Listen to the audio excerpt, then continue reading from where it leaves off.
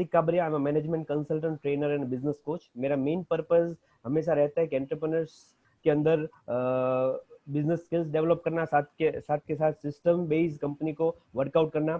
यदि मेरा बैकग्राउंड देखा जाए तो मेरा मास्टर्स लंदन में हुआ है, वहीं मैं कॉर्पोरेट कंपनी में काफ़ी साल वर्कआउट किया है, हेड पोजीशंस एंड बहुत सारे सीईओ सीएक्सओ के साथ काम करके we find out that what type of systems we need to keep on working के जैसे बिजनेस का ओवरऑल ग्रोथ हो पाए। और इंडिया में मैं 2014 से यहाँ as a management consultant HK business solution हमारी फर्म है वो चला रहा हूँ। और बहुत मैंने अपनी यहाँ इंडिया में करियर की शुरुआत टेक्सटाइल कंपनी से ही की थी, सीफली वगैरह से, और बहुत समय से टेक्सटाइल के साथ भी जुड़ा हुआ हूँ। So already have a blend of experience from outside the country, with in India long time, और बहुत सारे टेक्सटाइल के साथ जुड़ा हूँ ऑलमोस्ट ऑल सेक्टर, जिसमें वीविंग सेक्टर आ गया, मील आ गया, सब लोग आ गए। सो कुछ ना कुछ मेरा ग्राउंड लेवल एक्सपीरियंस भी है। So I will try to explain how we can able to come out in a better segment after this lockdown. And MOU हमने साइन किया था 2016 के अंदर गवर्नमेंट ऑफ इंडिया के साथ, तो उसके संदर्भ में ये एक हम फ्रीलांस अपना सीएसआर एक्टिविटी भी साथ के साथ कर रहे हैं। ओके, एक सेकंड, मुझे कंटिन्यू एक मैसेज आ रहा है कि फेसबुक लाइव नहीं हुआ। Let me just check, sorry for 1 minute interruption. Hello Miteshbhai, Facebook અહીંયા લાઈવ બતાવે છે, તમે જરા એકવાર જોઈ લો। ઓકે છે? क्योंकि वेब रूम फुल हो गया है, सबके कॉल आ रहे हैं, फेसबुक लाइव नहीं हो रहा है, एक बार चेक करते हैं। I think should be fine. Okay, you continue please. Okay, so I hope के हमने जो जो बातचीत की उसके हिसाब से आपने पेन पेपर रेडी रखे होंगे। We will start with why after this lockdown. मैं सबसे पहले मैं बहुत ही पुराने इस पिक्चर से अपनी सेशन की शुरुआत करना चाहूंगा। मुझे ये पिक्चर बहुत अच्छा लगता है। ये जब मैं छोटा था, शायद बहुत सारे लोगों के एजुकेशन सेगमेंट में भी आता होगा, जब हम छोटे थे तो एक पिक्चर आता था, एक बड़ा सा हाथी होता है और हाथी के इर्द गिर्द सभी बच्चे खड़े रहते हैं और कोई उसे पूछता है कि भाई हाथी कैसा है, तो जो उसके पैर के पास खड़ा होता है वो बोलता है हाथी तो पेड़ जैसा है, उसको तो एक पेड़ की टल्ली जैसा दिख रहा है। कोई उसके पेट के पास खड़ा होता है कि भाई हाथी कैसा है, तो उसको दीवार जैसा लगता है कि हाथी तो दीवार जैसा है। कोई उसकी पूंछ के पास खड़ा होता है तो बोलता हाथी कैसा है, तो हाथी तो रस्सी जैसा है। कोई उसके कान के पास खड़ा रहता है तो बोलता हाथी कैसा है, तो हाथी तो पंखे जैसा है। लेकिन हाथी तो हाथी है। मैं और आप भी शायद कहीं ना कहीं किसी हाथी के एक कोने में खड़े हुए, हमें भी शायद हाथी का कुछ एक पार्ट दिख रहा है। जो हमें दिख रहा है वो हमारा नजरिया है, और हो सकता है हमें जो दिख रहा है, हमारा जो नजरिया है, उससे शायद हाथी कुछ अलग हो। तो आप लोगों को आपकी फील्ड में जो कुछ भी दिख रहा है, मैं अपना नजरिया आपके सामने पेश करूंगा। बहुत सारी ऐसी चीजें हो सकती है इस सेशन के दौरान जिसमें आप एग्री ना करते हो, क्योंकि आपका नजरिया शायद अलग हो। मैं आज मेरे नजरिए से कुछ आपको बताना चाहूंगा, वो उसमें से कुछ ना कुछ तो डेफिनेटली आपको बेनिफिट करके जाएगा।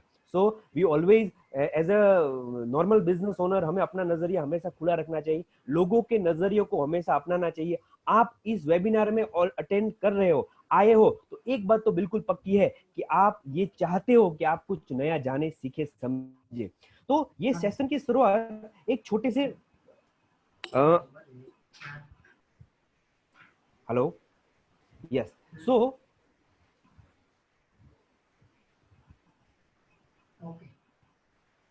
opportunities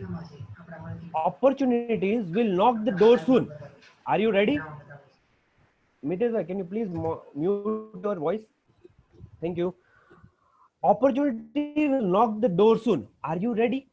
ये मैं वाई से शुरुआत करना चाहूंगा। ऐसा माना जाता है कि जब भी आपका फ्यूचर फैसिनेटिंग हो, आपको फ्यूचर में कुछ अच्छा दिखाई दे, तभी बंदा काम करता है। जब कोई चीज अच्छी दिखाई दे, जब रास्ते का अंत अच्छा दिखाई दे, तो हम मेहनत डबल करते हैं, ज्यादा करते हैं।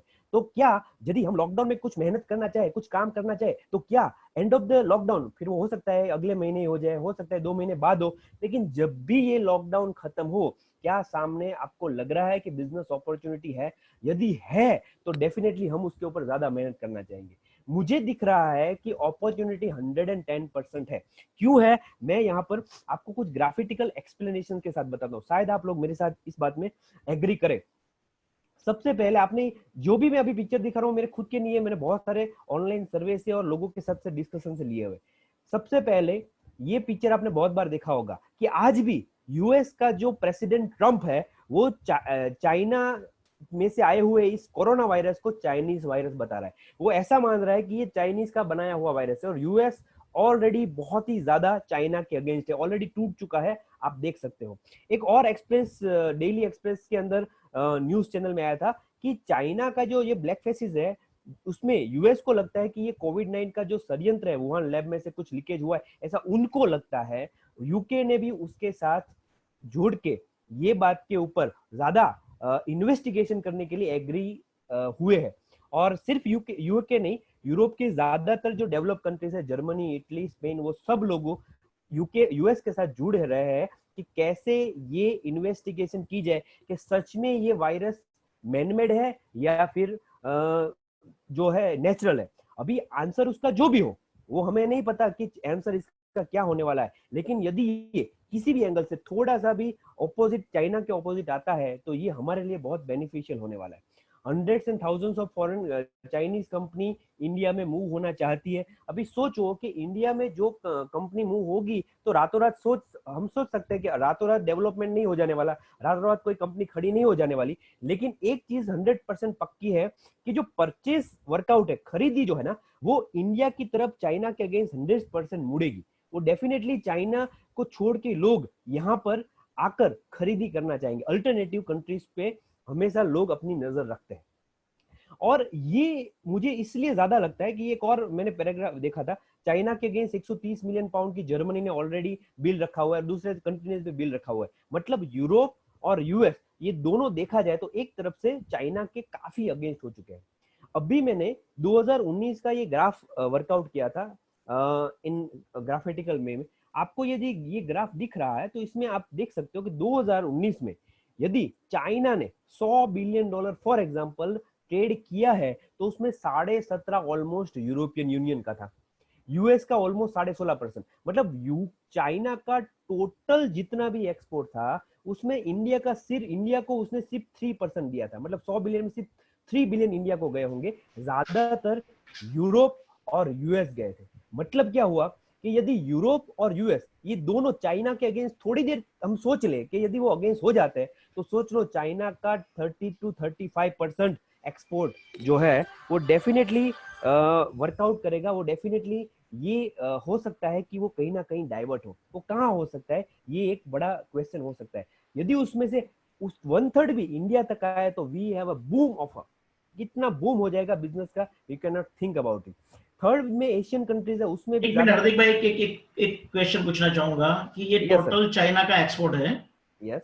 और उसमें 2019 में इंडिया इंडिया यानी कि जो 137 करोड़ लोगों का देश है, हाँ। और अपने यहाँ होली की पिचकारी और पटाखे से लेकर इतनी बड़ी मशीनरी जो अपने यहाँ आ रही है, वो सिर्फ चाइना का 3% ही है।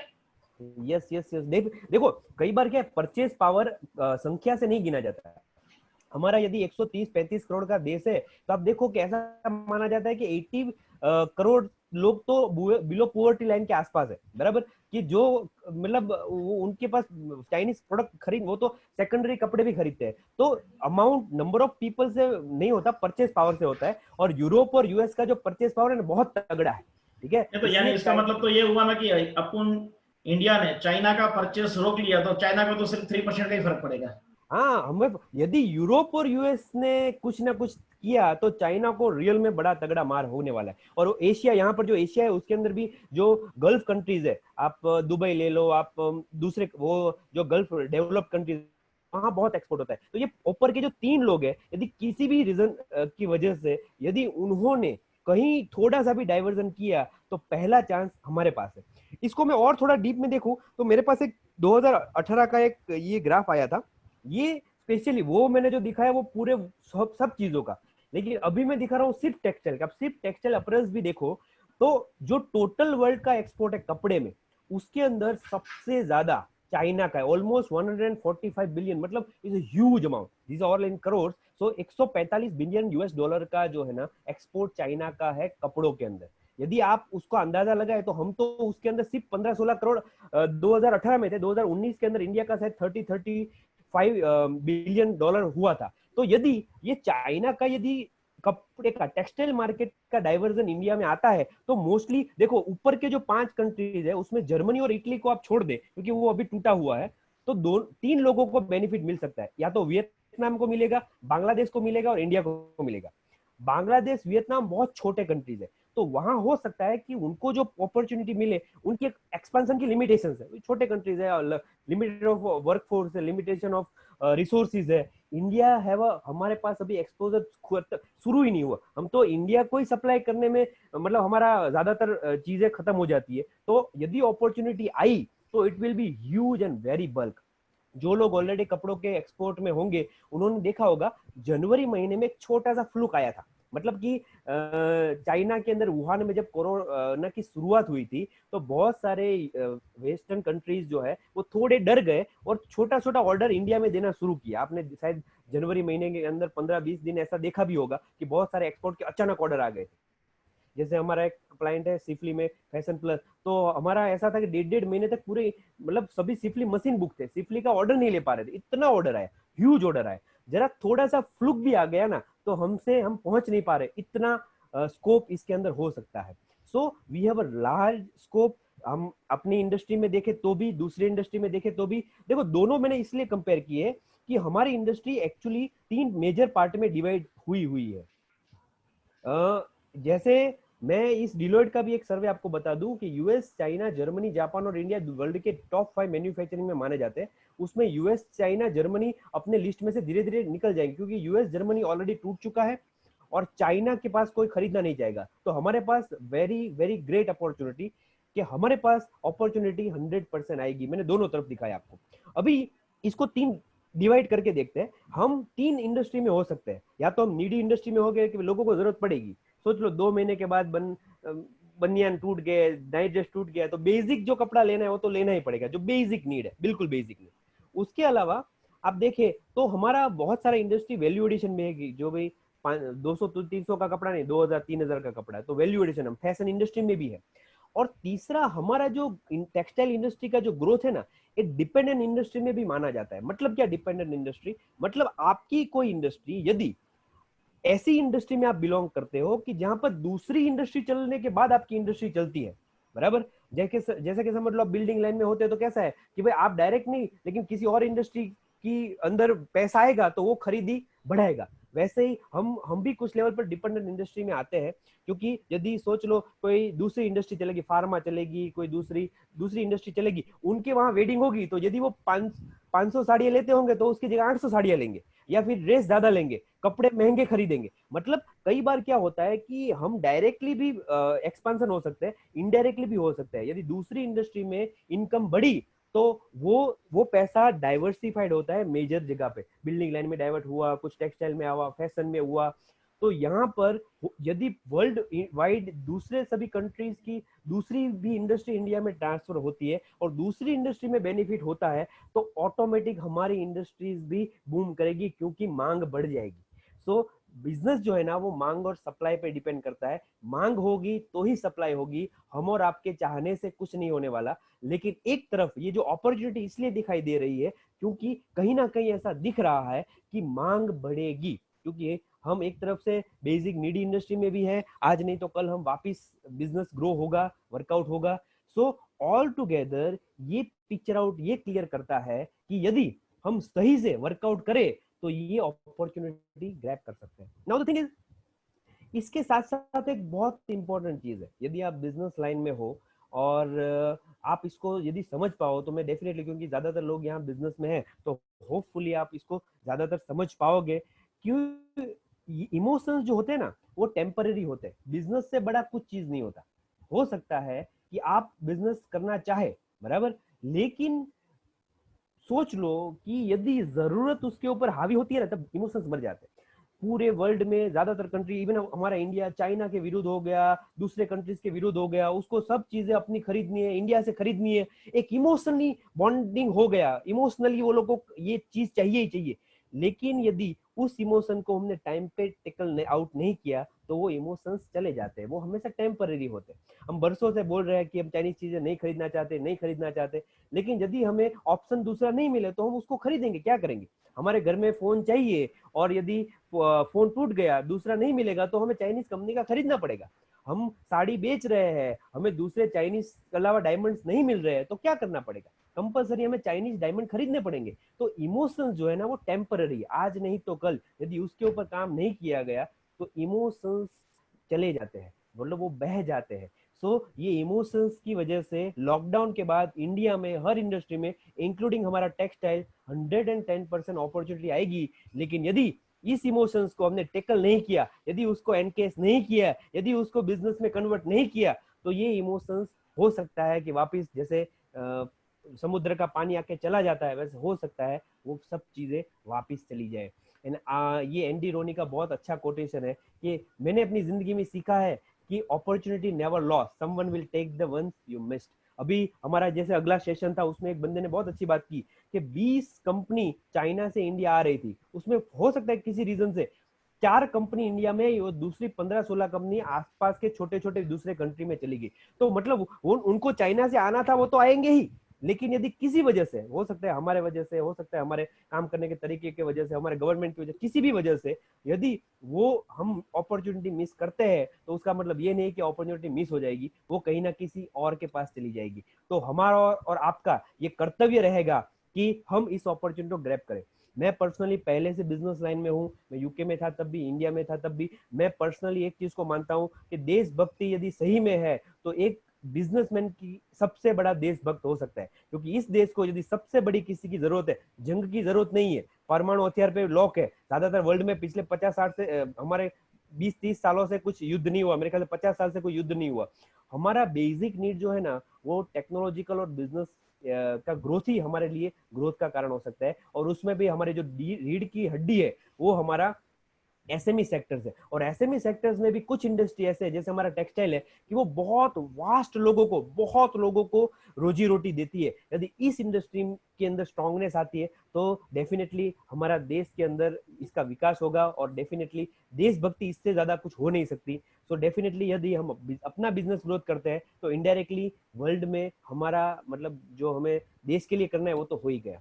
नाउ अब तक जो मैंने आपको बताया वो था वाई, क्यों हमें इस लॉकडाउन में थोड़ी मेहनत करनी चाहिए। हाँ डेफिनेटली लॉकडाउन के 40+ दिन हो गए, बहुत लोगों ने आराम भी किया होगा, बहुत लोगों ने बहुत कुछ किया होगा, लेकिन इसके साथ साथ एक और चीज भी करनी चाहिए। वो ये है कि हमें कहीं ना कहीं अपने ये जो लॉकडाउन का समय है उसको अपने ग्रोथ के लिए प्लानिंग करना चाहिए।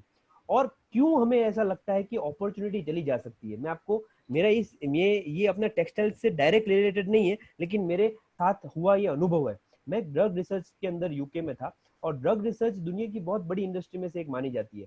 वर्ल्ड की टॉप फॉर्च्यून 500 कंपनी में से अराउंड 100 कंपनियां फार्मा की कंपनी है। और ये जो फार्मा की जो कंपनीज है ना, वो फार्मा कंपनी के अंदर, हेलो, ये यस, सो ये फार्मा की जो कंपनीज है उसके अंदर ड्रग रिसर्च को सबसे बड़ा मायने रखने वाली इंडस्ट्री इसको माना जाता है। ये इंडस्ट्री 2010-12 में जब यूरोप में बहुत ज्यादा रिसेशन मंदी आई, तब एशियन कंट्री में आना चाहती थी, इंडिया और चाइना आना चाहती थी। इंडिया में खास उनको प्रेफरेंस उन्होंने रखा था कि इंडिया में आए।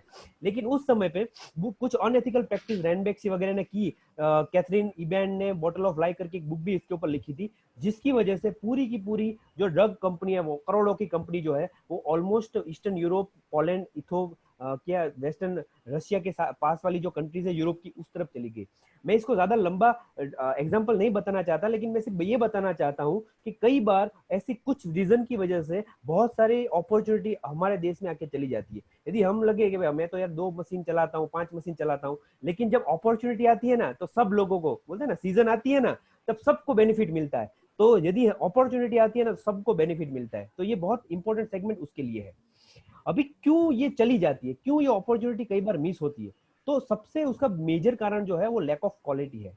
क्योंकि उसको जो चाहिए वो कई बार हम नहीं दे पाते। मैं यहाँ से, हमारे बहुत सारी कंपनी फॉरेन में एक्सपोर्ट करती है, तो हमारा सबसे बड़ा प्रॉब्लम आता है, ऑर्डर तो मिल जाते हैं लेकिन उसके बाद क्वालिटी का इतना जिग रहता है कि भाई इतना तो भाई 19-20 आएगा ही, तो क्यों आएगा? सो क्वालिटी हमारे लिए बहुत बड़ा सरदर्दी का कारण है। हम बहुत छोटे छोटे ये वियतनाम, कोरिया जैसी छोटी कंट्रीज की कंपटीशन में भी कई बार क्वालिटी में नहीं आते, उसकी वजह से वो ना चाहते हुए भी अपना फिर ऑर्डर डाइवर्ट करते हैं। तो लैक ऑफ क्वालिटी हमारे लिए बहुत बड़ा क्वेश्चन है। Lack of cost effective production, ये भी हमारे लिए बहुत बड़ा क्वेश्चन है। उसका रीजन क्या है कि यदि हमारा देश इतना बड़ा है और इतना मैन्युफैक्चरिंग कैपेबिलिटी वाला है, तो उसका खर्च हमेशा कम आना चाहिए। Why we can not able to, क्या बोलते हैं उसको, हमारा खर्च क्यों कम नहीं आ रहा, ये देखना बहुत जरूरी होता है कि भाई खर्च हमेशा घटना ही चाहिए। यदि प्रोडक्शन हमारा खुद का है तो खर्च क्यों कम ना हो। तो ये बहुत ही इंपॉर्टेंट होता है। So commitment is another very important segment की। Hello, anyone have a screen sharing? Okay,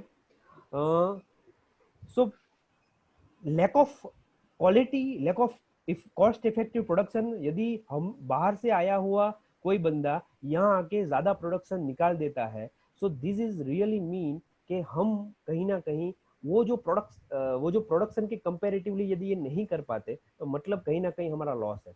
दूसरा बहुत इंपॉर्टेंट फैक्टर कमिटमेंट। हम बोलते हैं 20 दिन में माल मिल जाएगा, लेकिन वो 2-2 महीने तक माल नहीं मिलता। हमारे वहां हम बोलते हैं अभी टेम्पो निकल ही गया है, लेकिन टेम्पो नहीं निकला। तो ये जो कमिटमेंट है ना, ये बहुत मायने रखता है। क्योंकि कोई बंदा फॉर एग्जांपल क्रिसमस के लिए कोई बंदा अपने लिए माल बना रहा है, या दिवाली के लिए माल बना रहा है, ईद के लिए बना रहा है, तो उसको भी आगे कुछ बेचना है। यदि उसको टाइम कमिटमेंट के हिसाब से माल नहीं मिला, क्वालिटी के हिसाब से माल नहीं मिला, तो उसका पूरा का पूरा season, we are in seasonal business, तो कमिटमेंट ये बहुत बड़ा क्वेश्चन है। और यदि ये नहीं होता तो भी हमारा बिजनेस लॉस हो सकता है।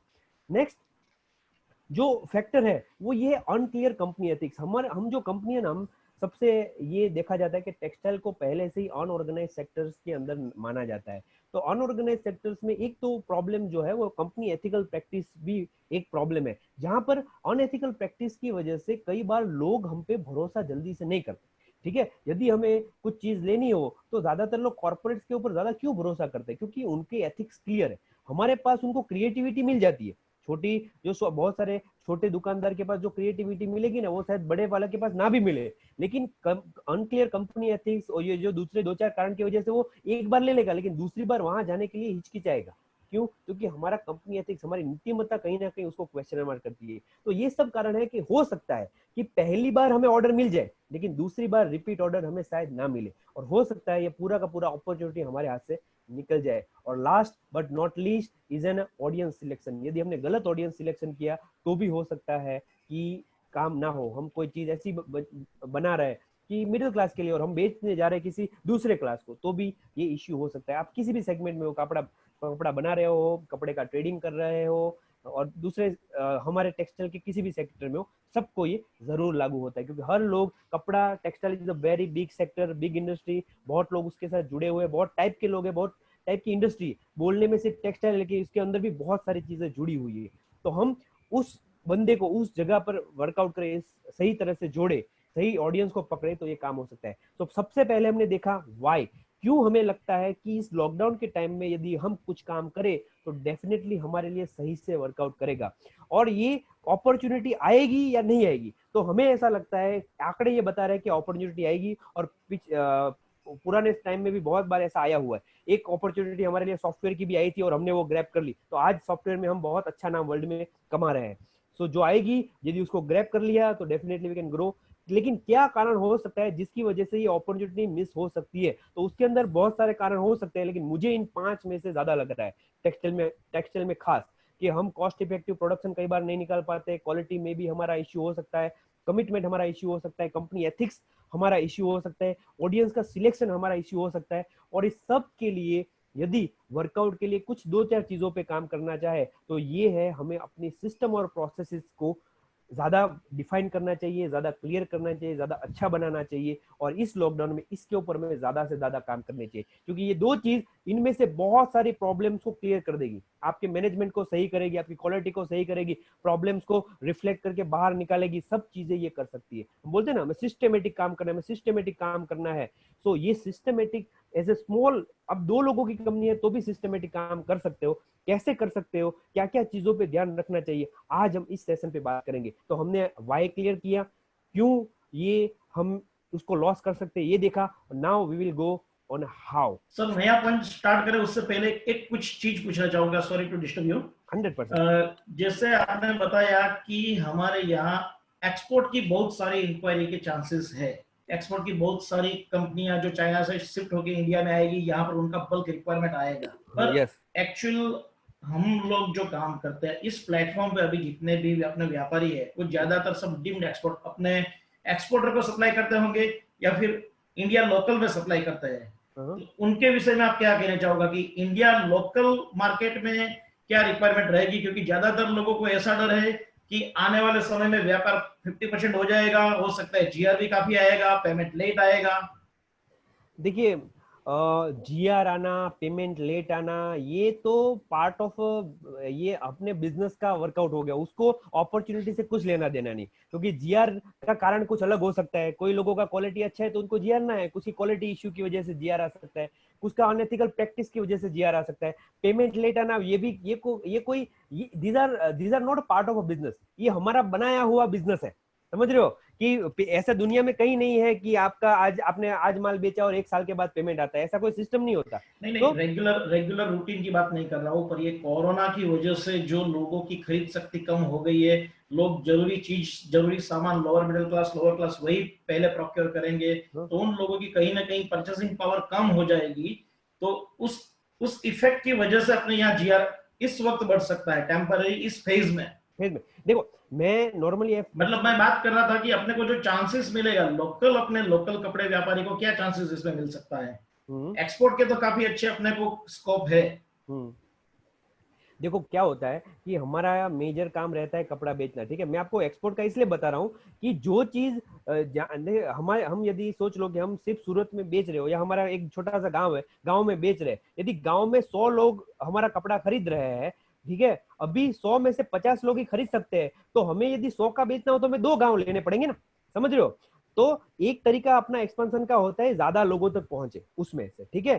तो एक्सपोर्ट में मैं इसलिए बता रहा हूं कि यदि हमारा इंडिया का कंजप्शन यदि कम किसी भी एंगल से होता है, और यदि हमारा कस्टमर से कंजप्शन कम होता है, तो हम उसका जो कंपनसेशन है ना वो बाहर से कर सकते हैं दूसरे, क्योंकि कहीं ना कहीं देखो, एक्सपोर्ट वर्ड अलग चीज हो गया, कपड़ा कपड़ा होता है, बराबर है। तो कहीं ना कहीं यदि एक्सपोर्ट भी होता है तो कहीं ना कहीं हर चीजों में मांग और सप्लाई के अंदर मांग बढ़ेगी, तो कहीं ना कहीं आपकी सप्लाई में भी वर्कआउट होगा। और हम यदि लोकल बेच रहे हैं और हमें एक्सपोर्ट का माल मिलता है तो हम एक्सपोर्ट भी बेच सकते हैं ना, प्रॉब्लम नहीं है, हमें तो कपड़ा बेचना है।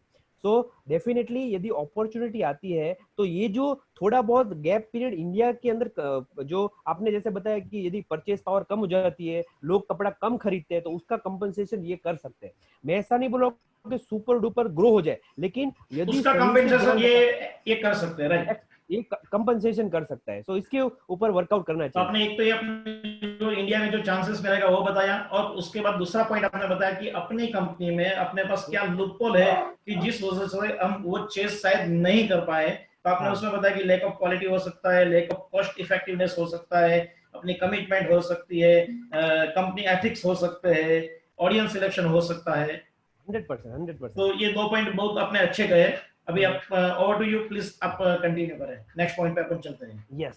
सो हुआ ये है कि अभी आप ऐसे समुद्र के मछुआरे हैं कि जहां पर आप समुद्र में जा नहीं सकते, आपका समुद्र पूरे तूफानों से घिरा हुआ है, आपका जो मछली है, मतलब आपका प्रॉफिट हो सकता है, आपका सक्सेस हो सकता है, वो सब वो समंदर में है। लेकिन आपको यदि समुद्र में जाना है तो आप चाहते हुए भी अभी वहां नहीं जा सकते। तो इन दैट केस आप क्या कर सकते हो? एक तरीका ये है कि आप समुद्र की तरफ देखो और रो कि अगली बार तो क्या होगा, सब मछलियां चली जाएंगी, सब प्रॉफिट चला जाएगा। एक तरीका ये जो आपके हाथ में नहीं है, मेरे और आपके हाथ में फ्यूचर प्रेडिक्ट करना नहीं है। मैं पर्सनली ऐसा मानता हूं, मैंने अपॉर्चुनिटी आपको बताई जरूर है, लेकिन मैं पर्सनली उन बंदों में से हूं, मैं ऐसा मानता हूं कि मैं और आप कोई ज्योतिषी नहीं है, भविष्य क्या होने वाला है मुझे और आपको नहीं पता, बराबर है।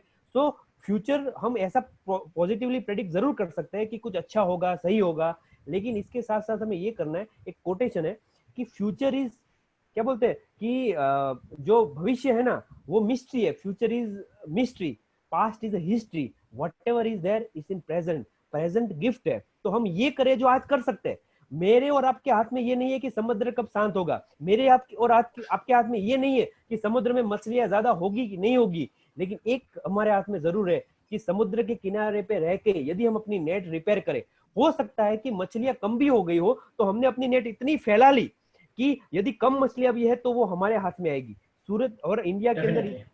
इतने सारे करोड़ लोग हैं, इतने सारे बिजनेसमैन है, हम यहाँ 100 लोग यहाँ पर है इस वेबिनार के अंदर, तो एटलीस्ट हम अपने दूसरे कॉम्पिटिटर से थोड़ा ज्यादा अच्छा कर पाए कहीं ना कहीं, कि हमारी नेट उतनी बेहतर कर पाए। यदि कम है तो भी, मैं मुझे यार आपको इतना 100% नहीं पता, हम तो सिर्फ प्रेडिक्शन कर सकते हैं। तो यदि मछलियां कम होगी तो भी हमें अपने नेट रिपेयर करना पड़ेगा, यदि मछलियां बहुत ज्यादा होगी, बहुत ज्यादा अपॉर्चुनिटी अचानक भी आ जाएगी तो भी हमें अपनी नेट रिपेयर करनी पड़ेगी।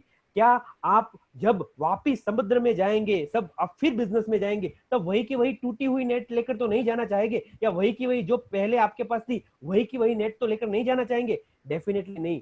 आपको भी नई नेट चाहिए या फिर रिपेयर की हुई नेट चाहिए। तो राधर आप समुद्र को ना देखें, समुद्र कब सही होगा उसको ना देखे, क्या हो सकता है उसको ना देखे, लेकिन ये देखे आज मुझे मेरी नेट रिपेयर करनी है। और मेरी नेट मतलब मेरा बिजनेस, बिजनेस की प्रोसेसेस, बिजनेस के कामकाज क्या कर सकते हैं जो पहले से बेहतर हो। हमें इतना रिग्रेट तो कभी नहीं होना चाहिए कि जब मैं फिर से बिजनेस में उतरूं तब मैं वही नेट लेकर उतर रहा हूं जो पहले थी, हो सकता है उसमें भी ज्यादा छेद और हो गए, ऐसा हम कभी नहीं चाहेंगे। तो बेहतर है हम अपनी नेट को रिपेयर करें, उसके ऊपर ज्यादा से ज्यादा काम करें। और ये पॉइंट यहां से शुरू होता है कि हम क्या क्या चीजें कर सकते हैं। मेरा ये तो सिर्फ मेरा आपको एडवाइस है कि ये कर सकते हैं, हो सकता है आपके दिमाग में और इससे भी ज्यादा हो कि ये भी कर सकते हैं, ये भी कर सकते हैं, क्योंकि आपको आपके बिजनेस के बारे में ज्यादा पता है। मैंने आज जो पॉइंट लिए हैं वो कॉमन बिजनेस सेगमेंट को लेकर लिए हैं, कॉमन इंडस्ट्रीज को ध्यान में रख के लिए है। आप इसमें आपके पर्टिकुलर आपकी इंडस्ट्री को लेकर, आपकी इंडस्ट्री क्या, आपकी खुद की आपकी कंपनी को लेकर इसके अंदर ज्यादा अपडेट कर सकते हैं, ज्यादा बेहतरी कर सकते हैं। सो ऑलवेज वर्कआउट की क्या क्या ज्यादा बेहतर हो सकता है। तो सबसे पहले जो पॉइंट है यहां से आप अपना नोट डाउन खास करना शुरू करें, क्योंकि हर पॉइंट में आपको लगता है उसमें बेहतरी आपको, आप ऑलरेडी कर रहे हो तो उसमें बेहतर कर सकते हो, आप नहीं कर रहे हो तो ये काम शुरू करना पड़ेगा।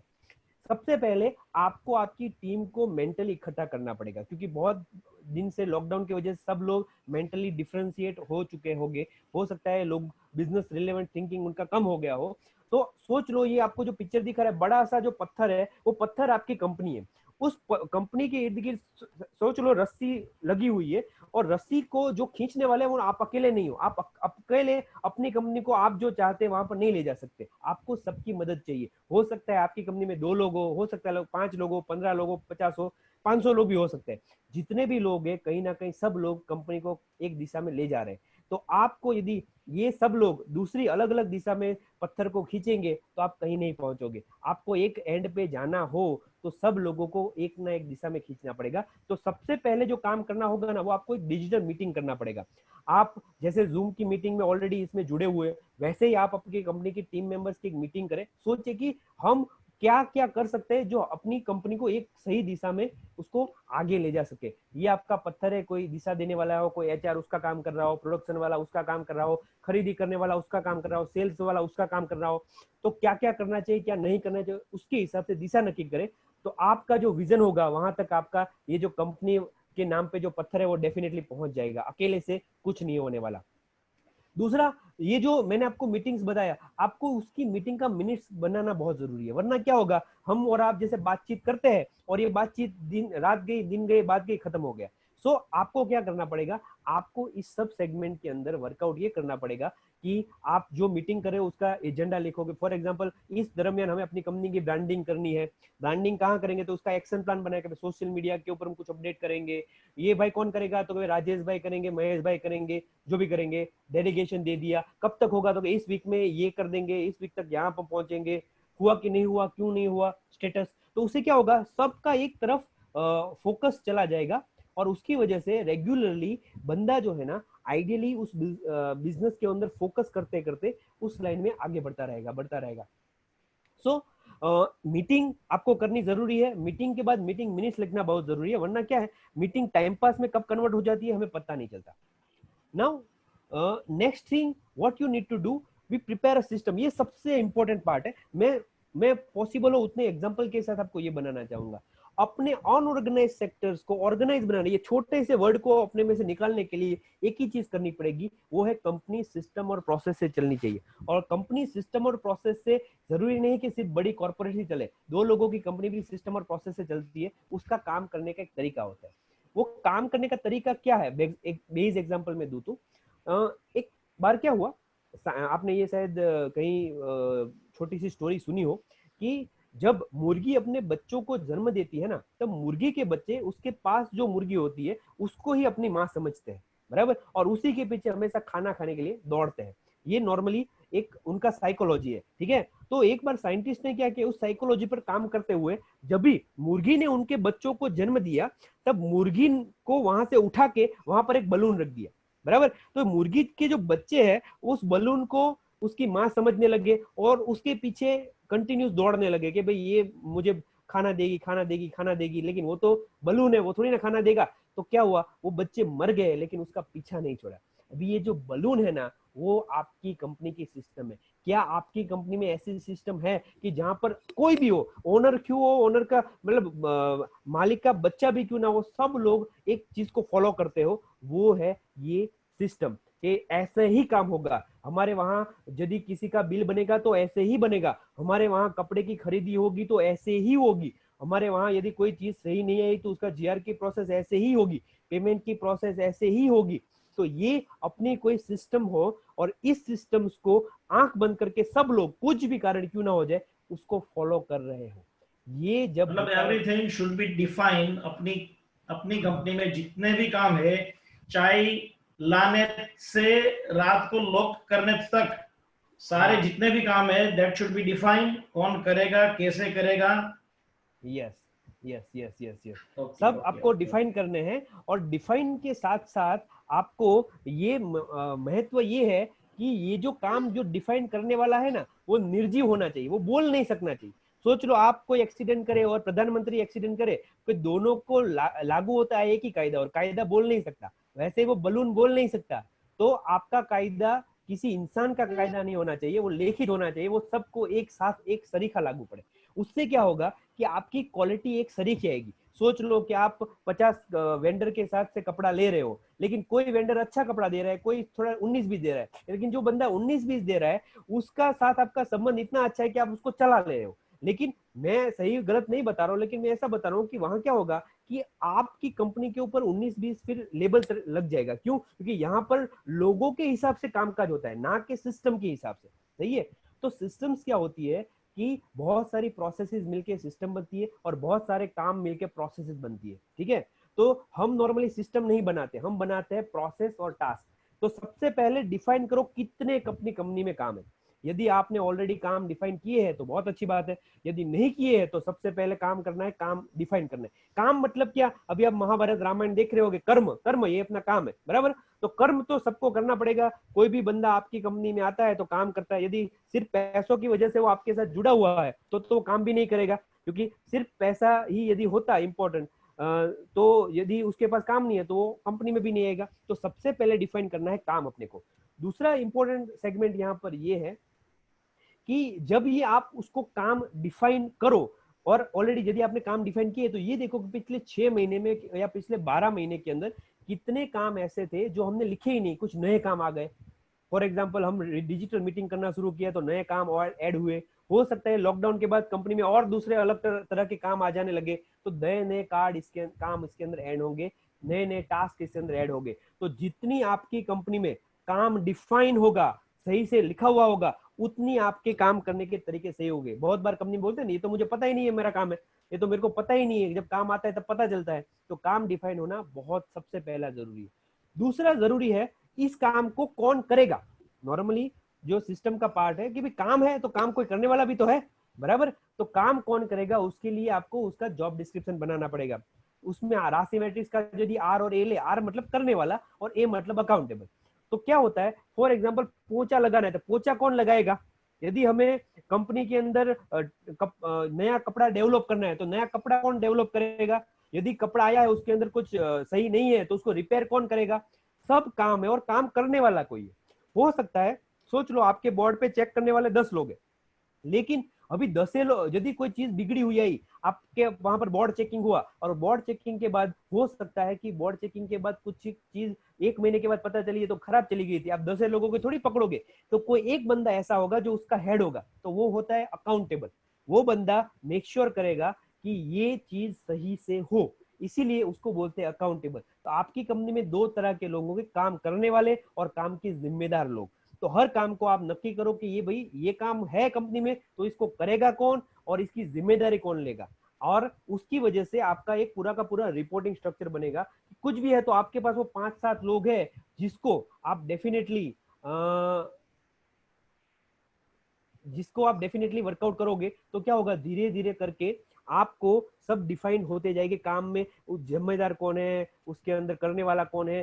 तो एक पहले तो आपका 50% काम यही सही हो जाएगा, क्योंकि ज्यादातर अनऑर्गेनाइज सेक्टर और ऑर्गेनाइज सेक्टर में सबसे बड़ा प्रॉब्लम ये होता है कि आधे बंदों को यही नहीं पता होता कि मुझे करना क्या है, उसका जॉब डिस्क्रिप्शन ही डिफाइन नहीं है, बराबर। और होता है तो क्या है कि वो 2 साल पहले जॉब पे लगा था, तब उसको एक पर्चा थमा दिया था जॉब डिस्क्रिप्शन का, फिर वो कभी अपडेट ही नहीं किया। काम तो हर रोज चेंज होते हैं ना, हर महीने चेंज होते हैं। तो आपके पास अभी लॉकडाउन में टाइम है, आप लिस्ट बनाओ कि कंपनी में कितने कितने प्रकार के काम है। हो सकता है कुछ काम ऐसे हो जो आपने किसी गलत बंदे को दे दिए, आपने किसी जयेश को दे दिए, लेकिन वो जयेश वो उसमें कैपेबल नहीं है, अभी रमेश को देना चाहिए। सॉरी यदि किसी का नाम हो तो आई एम नॉट, मैं तो सिर्फ एग्जांपल के तौर पे ये नाम ले रहा हूँ। द थिंग इज आपको किसी और को देने चाहिए, हो सकता है वो काम किसी और को दिया जाए तो ज्यादा बेहतर हो सकता है। तो आज आपके पास समय है जहां पर आप ये वर्कआउट कर सकते हो कि काम कौन करेगा, काम क्या क्या है और किसको करना चाहिए। तो ये काम यदि आपने कर लिया तो आपका 50%, आई एम 100% श्योर कि आपका 50% प्रॉब्लम यहीं के यहीं सॉल्व हो जाएगी।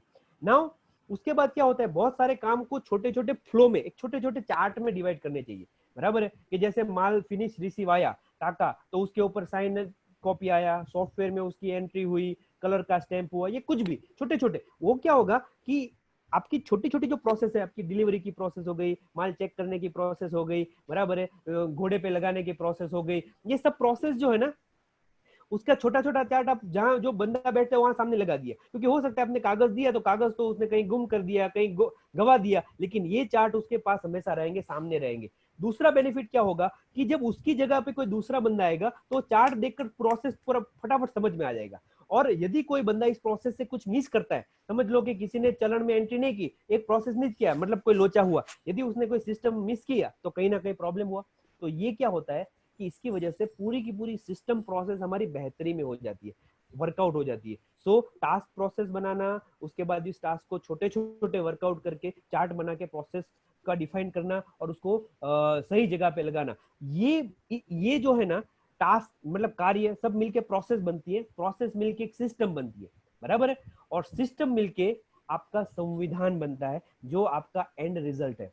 आपको एक ऐसा संविधान बनाना है कि जो आपकी कंपनी का खुद का हो। जैसे अपना देश कौन चलाता है, अपना देश संविधान चलाता है। मैं और आप या प्रधानमंत्री अपने देश को नहीं चलाते, हमारा देश एक संविधान चलाता है। वैसे ही आप कोराट हो या फिर श्री मुंद्रा हो या दूसरी कोई भी कंपनी हो, आपकी कंपनी का एक संविधान होना बहुत जरूरी है। ये संविधान आप यदि लिखोगे, उसके ऊपर काम करोगे, तब ये सिस्टमेटिक होना शुरू होगा। लेकिन संविधान स्ट्रेट अवे नहीं बनेगा कि ये संविधान समझ लो एक बड़ी सी बिल्डिंग है, वो बड़ी सी बिल्डिंग बनाने के लिए काम तो छोटे से ईंट से ही करना पड़ेगा, और ये छोटी सी ईंट है ना, वो आपका कार्य है। बहुत बार वो आपने मोटिवेशनल स्पीचेस सुने होंगे, उसमें विजन मिशन की बात करते हैं, बहुत सही है, मैं किसी को मना नहीं कर रहा, लेकिन वो अपनी जगह है। सिर्फ विजन या मिशन देखने से आपकी बिल्डिंग नहीं बन जाने वाली। ये छोटे छोटे जो ब्रिक्स है, छोटे छोटे जो बेस लाइन है, इसके ऊपर आप काम करोगे, आपके कार्य के ऊपर, टास्क के ऊपर, प्रोसेस के ऊपर, तब जाके ये पूरी की पूरी बिल्डिंग खड़ी होगी। जो बिल्डिंग आप चाहते हो, जो कंपनी आप देखना चाहते हो, आपका कॉन्स्टिट्यूशन बनना बहुत जरूरी है। सो इस लॉकडाउन में प्रोसेस डिफाइन करिए, कार्य डिफाइन करिए और कॉन्स्टिट्यूशन बनाइए, कंपनी का संविधान बनाइए। कई बार उसको स्टैंडर्ड ऑपरेटिंग प्रोसीजर भी बोलते हैं कि कंपनी कैसे काम करेगी, स्टैंडर्ड ऑपरेटिंग प्रोसीजर, काम कैसे होगा। This is really very important part. Now इसके अलावा भी एक और पार्ट है जो मुझे लगता है, ये तो मेरा पर्सनल ओपिनियन है, कि आपकी कंपनी का जैसे संविधान होता है वैसे ही आपकी इंडस्ट्री का भी संविधान होना बहुत जरूरी है। बहुत सारी इंडस्ट्री, आप बहुत सारे लोग अभी जुड़े हुए हैं, मैं पर्सनली ऐसा मानता हूं कि हर एसोसिएशन का, हर इंडस्ट्री का एक खुद का भी एक संविधान होता है, काम करने का जरिया होता है। अभी जो हमारी पैसों की बात हुई, मैं ऐसा मानता हूँ कि बहुत लंबी उधारी देना ये कोई धंधे का सही तरीका नहीं है। बड़े जिसके पास पैसा है वो 12-12 महीने की उधारी देता है, और जिसके पास बेचारा पैसा नहीं, वो बिजनेस में ग्रोथ ही नहीं कर पाएगा। कई बार हम मतलब क्या है कि किसी को तोड़ने के लिए उसके पास माल खरीद कर बिना कारण के जीआर दे देते हैं। तो दीज आर कंप्लीटली कई बार रॉन्ग एथिकल प्रैक्टिस हम करते हैं, और बहुत सारे लोग इसमें जुड़े हुए थे। तो एक इंडस्ट्री का भी एक संविधान होना चाहिए कि भाई इंडस्ट्री ऐसे चलेगी, हम लोग ऐसे करेंगे। लोगों को अपनी इंडस्ट्री में रहने के लिए थोड़ा डर भी होना चाहिए। हमारे जैसे टेक्सटाइल के अंदर भी यान इंडस्ट्रीज है, तो उन्होंने क्या ऐसे ब्याज सिस्टम डाला हुआ है। अच्छा बात है कि जब हमारा मार्जिन कम है तो हम कितना उधारी देंगे, मर जाएंगे वरना। तो उन्होंने ब्याज का सिस्टम डाला, तो सही बात है। जब आपका इंडस्ट्री के अंदर कम लोग हैं तो आसानी से इंडस्ट्री का संविधान बन जाता है। जब ज्यादा लोग होते हैं तो तकलीफ होती है, लेकिन तकलीफ कितनी भी बड़ी हो, यदि आप आपकी इंडस्ट्री का एसोसिएशन का कुछ संविधान बना पाते हो तो सच में आगे जाके वो आपको बहुत बेनिफिशियल रहने वाला है। सो आप अपनी इंडस्ट्री का एसोसिएशन बनाओ। जो भी इंडस्ट्री में गलत चीज हो रही है, सही नहीं हो रहा, जिसकी वजह से एक की वजह से पूरी इंडस्ट्री बदनाम हो रही है, तो उसके ऊपर कामकाज हो सकता है, बेहतरी हो सकती है, वर्कआउट हो सकता है। मेरे हाथ में छोटा सा पेपर आया था 1958 में, समाज का एक बंधारण है, मतलब समाज का एक संविधान बनाया हुआ है 1958 में। तब भी लोग समझते हुए एक हमारे सोशल एक समाज को चलने के लिए ये कुछ प्रावधान होने चाहिए, ऐसे नियम होने चाहिए, इसकी वजह से व्यसन नहीं होगा या इसकी वजह से सही से परवरिश होगी। तो वैसे ही अपनी इंडस्ट्री के अंदर अपने कुछ धारा धोरण, अपने कुछ नीति नियम कुछ होने चाहिए। और आप इस इंडस्ट्रीज के कुछ नामी दामी लोग भी इसमें जुड़े हुए होंगे, कोई एसोसिएशन के हेड होंगे, तो मेरी आपसे एक विनती भी है कि ये बहुत जरूरी है, क्योंकि आपके पास ताकत है बदलने की, और आपके पास ये भी ताकत है कि आप ये चीज गवर्नमेंट तक भी पहुंचाओ, कि जिसकी वजह से पूरी की पूरी फर्टिलिटी को, पूरी की पूरी टेक्सटाइल इंडस्ट्री को उसके बेनिफिट मिल पाए। ठीक है। सो अब तक हम जो हमने देखा वो वर्कआउट था कि हमें सिस्टम प्रोसेसेस बनानी है। कई बार हमें मतलब कि क्या अभी भी कुछ वर्कआउट है, कुछ सिंपल भाषा में और क्या कर सकते हैं, क्या क्या कर सकते हैं। तो एक और चीज कर सकते हैं जिसकी बहुत ज्यादा जरूरत होने वाली है, और सब लोग उसको भी मानेंगे भी, कि आगे के समय में टेक्नोलॉजी का हमें भरपूर यूज करना पड़ेगा। बहुत सारे टाइप की प्रोडक्ट्स आ गए, बहुत टाइप के हमारे कस्टमर्स आ गए, तो हमें अपनी कंपनी को ज्यादा से ज्यादा टेक्नोलॉजिकली एडवांस बनाना पड़ेगा। तो हमें अपना जो पेन जो है ना, उसका इस्तेमाल कम से कम करना पड़ेगा। सिर्फ और सिर्फ सिग्नेचर के लिए ही हमारा पेन उठना चाहिए। ठीक है। उसके अलावा कहीं पेन का इस्तेमाल नहीं होना चाहिए। तो उसके लिए अपनी कंपनी में अलग अलग प्रकार के सॉफ्टवेयर आते हैं। ईआरपी जिसको बोलते हैं, प्रोसेसिंग का सॉफ्टवेयर है। सीआरएम बोलते हैं, कस्टमर रिलेशनशिप का मतलब सेल्स का सॉफ्टवेयर है। ह्यूमन रिसोर्सेज के लिए एचआरएम होता है। एससीएम है, सप्लाई चेन मैनेजमेंट, जिसकी अलग अलग बहुत सारी ब्रांचेज है, बहुत सारे फ्रेंचाइजीज है, उसके टाइप के जो इंडस्ट्री है उसमें सप्लाई चेन आता है। तो ये टाइप के सॉफ्टवेयर, टाइप ऑफ सॉफ्टवेयर है।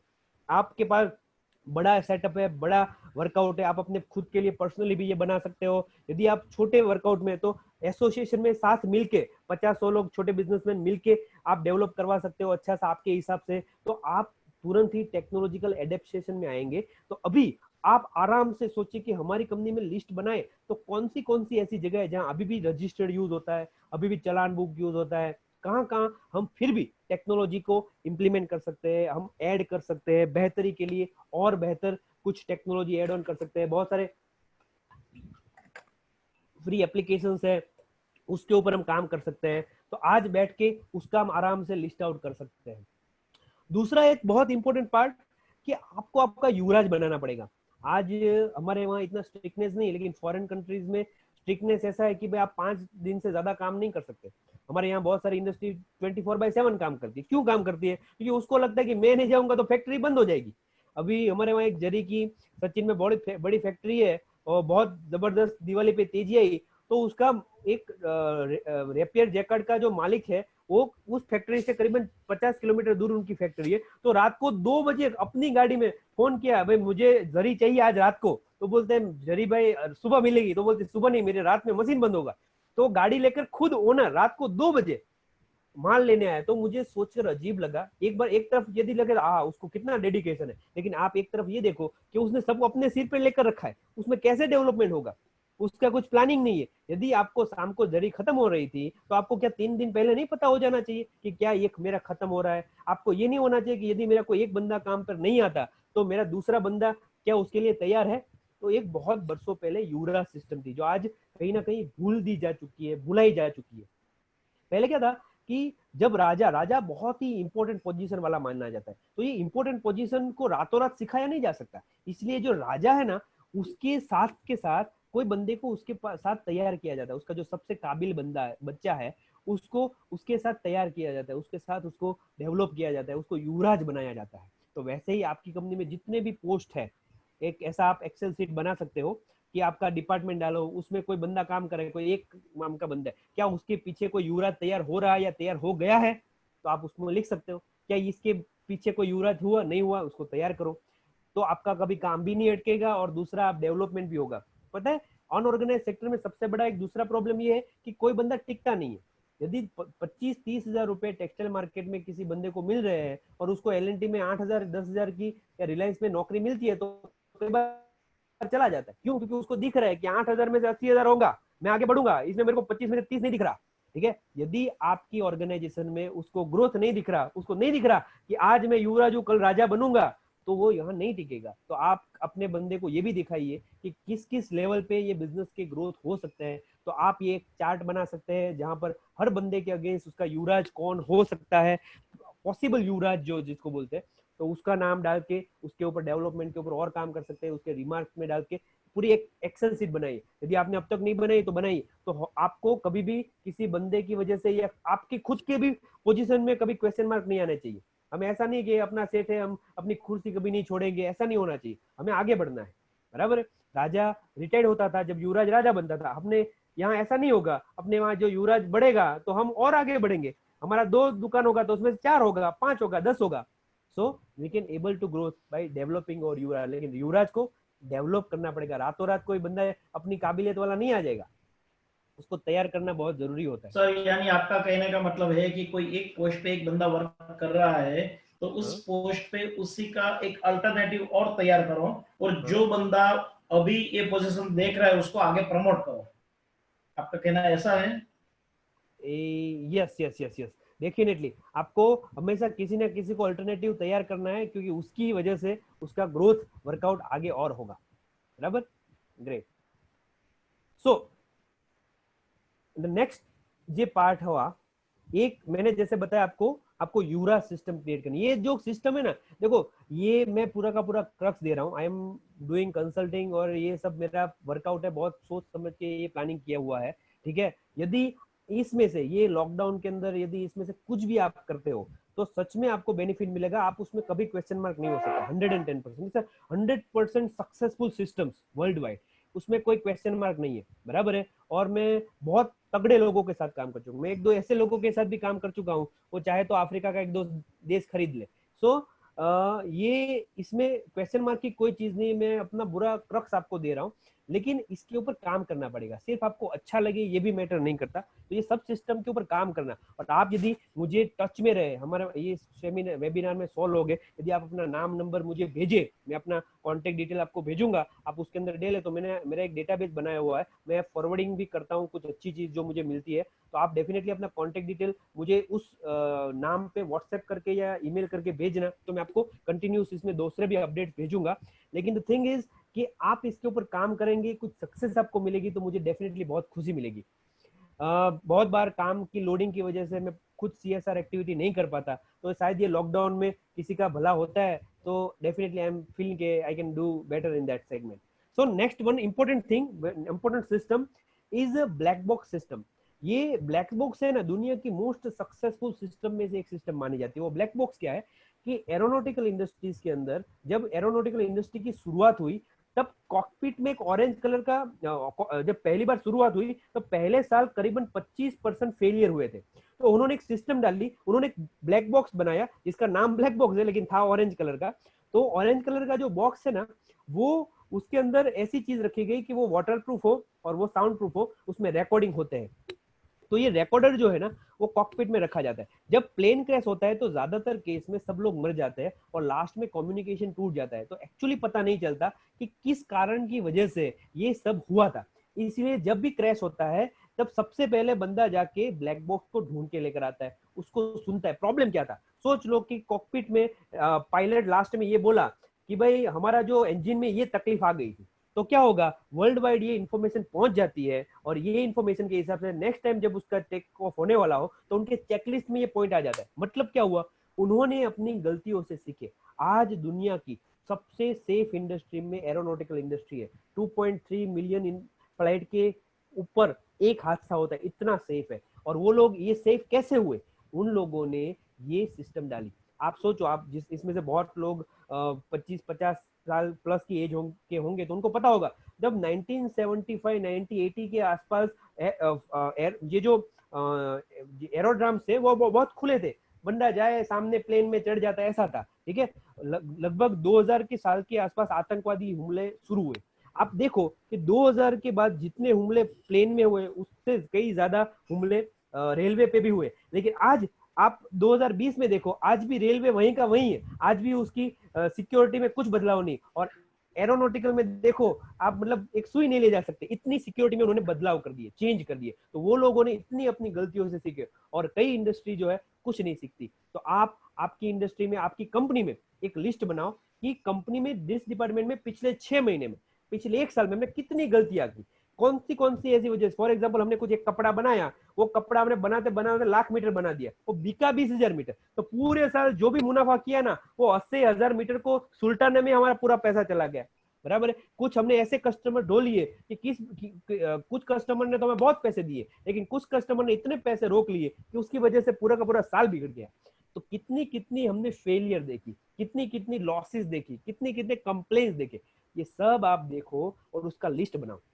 उस लिस्ट के हिसाब से ये देखो कि हम ये गलती फिर ना करें। समझे ना, रास्ते से आप जा रहे हो और सूरत में जा रहे हो और किसी खड्डे में गिर जाओ, तो पास में कोई दुकान वाला होगा तो क्या बोलेगा, क्या यार ये एसएमसी वाले जो है ना सूरत के, खड्डे ही नहीं रिपेयर करते, ये खड्डे ही खड्डे है पूरे सिटी में, इतना बोलेगा।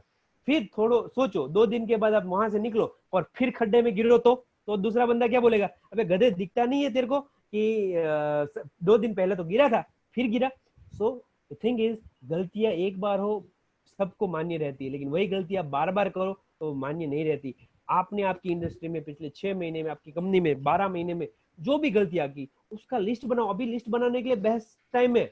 और ये देखो कि अगली बार ये गलती ना हो, अगली बार हमारा प्रोडक्शन सही आए, अगली बार हमें क्वालिटी लॉस ना हो, अगली बार हमारा जो है इन्वेंटरी में डंपिंग ना हो, पैसों में प्रॉब्लम ना हो। उसके लिए क्या क्या कर सकते हैं, उस सब के लिए आपको ब्लैक बॉक्स वर्कआउट करना इंपॉर्टेंट है।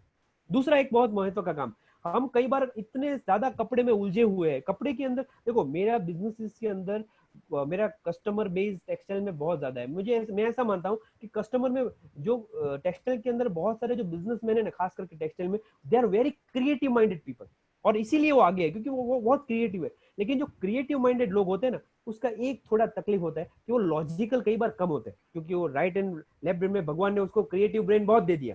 तो लॉजिकल में क्या होता है, हम बहुत ज्यादा कागज नहीं देखते। ठीक है, अभी मैं बनाते जाऊं तो कपड़े बनाओगे, मुझे जो अच्छा लगे वो मैंने बनाया, जो अच्छा लगे वो खरीद लिया। कई बार हम कागज नहीं देखते, बराबर, और बहुत जरूरत पड़ती तभी देखते। तो अभी आपके पास समय है, आपकी कंपनी में जाओ, जितनी फाइल है, जितनी बुक्स है, जितने रजिस्टर, सब उठा के ले आओ।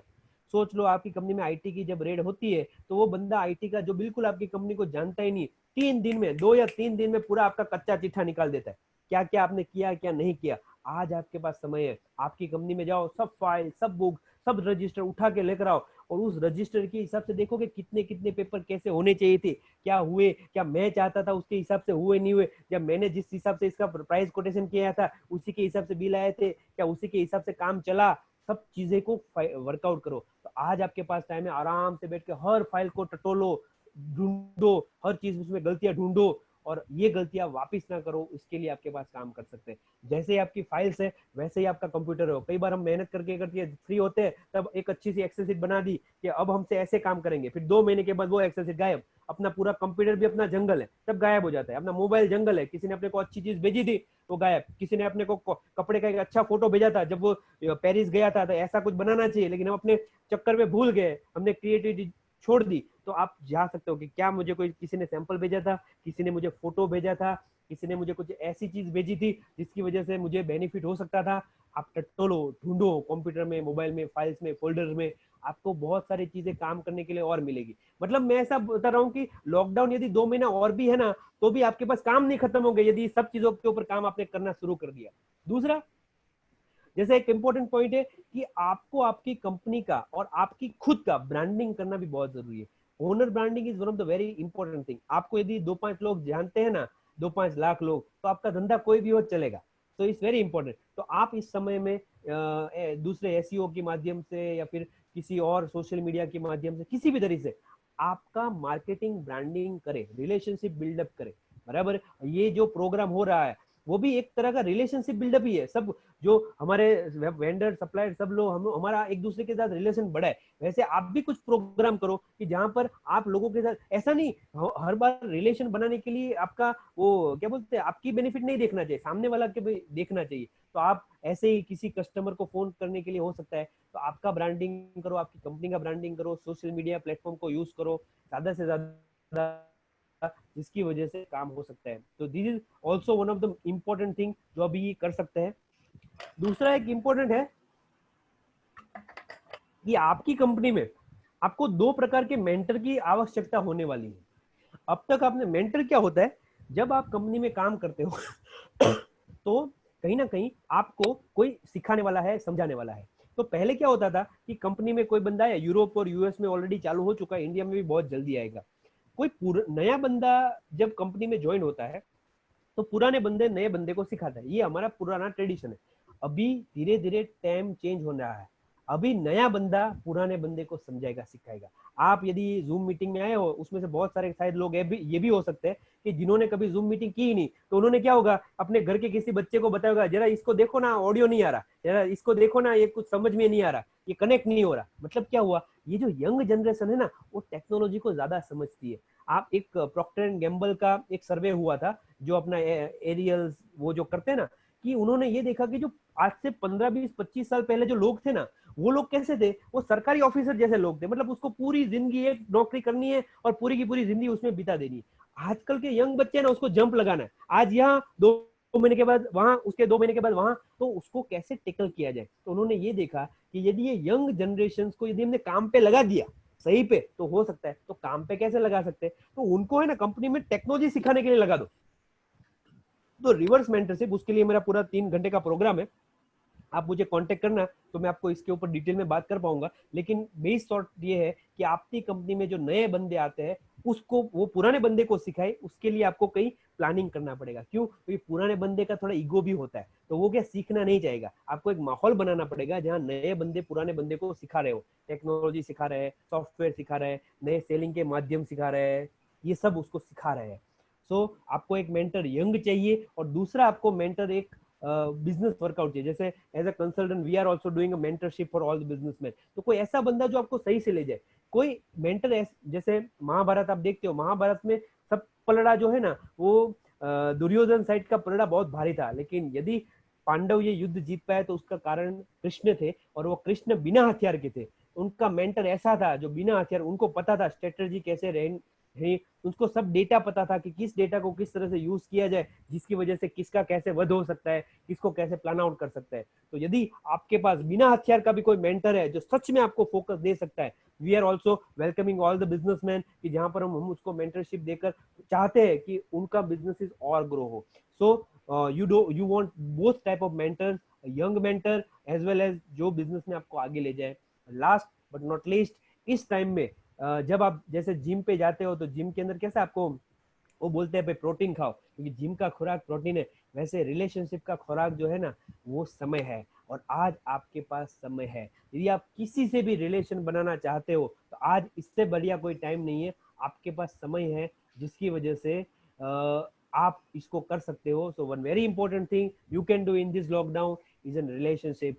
So all together I will repeat all the part, और लास्ट, सॉरी ये लास्ट एक पार्ट मैं आपको बताना चाहूंगा कि और एक चीज आप करना चाह सकते हो, वो है कॉस्ट कटिंग का प्लानिंग। आगे मैं अभी हम कल ही एक बंदे के साथ बात कर रहा था कि इंक्लूसिव लिविंग भी हमें रखना चाहिए, कि भाई एक बंदा घर पे रह के खुद अपनी थोड़ी बहुत सब्जी उगाए, सब खर्चा अपना निकाले। वैसे ही जितना कमाई जरूरी है उतना कॉस्ट कटिंग भी अपने लिए बहुत जरूरी है। तो कॉस्ट कटिंग कैसे किया जाए, नॉर्मली कंपनी में 3 प्रकार के कॉस्टिंग ज्यादा होते हैं, मैन पावर, मशीन, मटेरियल, ये सबसे मेजर टाइप ऑफ कॉस्ट होता है। दूसरे एक दो हो मार्केटिंग, नॉर्मली 4 प्रकार के होते हैं, man power, machine, material and marketing. ये 4 मेजर कॉस्ट होते हैं, लेकिन मैंने यहाँ पर ये 3 चीज रखी हुई है क्योंकि हो सकता है कि टेक्सटाइल में मार्केटिंग का कॉस्ट हमारा इतना ज्यादा ना हो।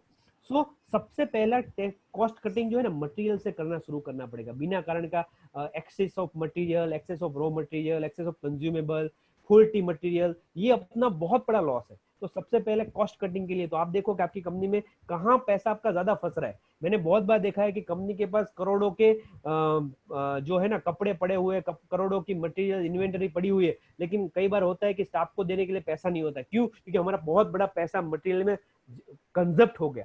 सो पहले मटेरियल के ऊपर काम करें, फिर मशीन के ऊपर, फिर मैन पावर के ऊपर, क्योंकि मैन पावर को करने के बाद आपका कुछ दूसरे लॉसेस भी हो सकते हैं। मैं उसमें डिटेल में अभी नहीं जाना चाहता क्योंकि we have a short of time, लेकिन आपको कॉस्ट कटिंग भी एक इंपॉर्टेंट फैक्टर आगे जाके रहने वाला है। उसमें सबसे पहले आप मटेरियल के ऊपर धार लगाओ, उसको उड़ाओ, उसके बाद दूसरे के ऊपर काम करो।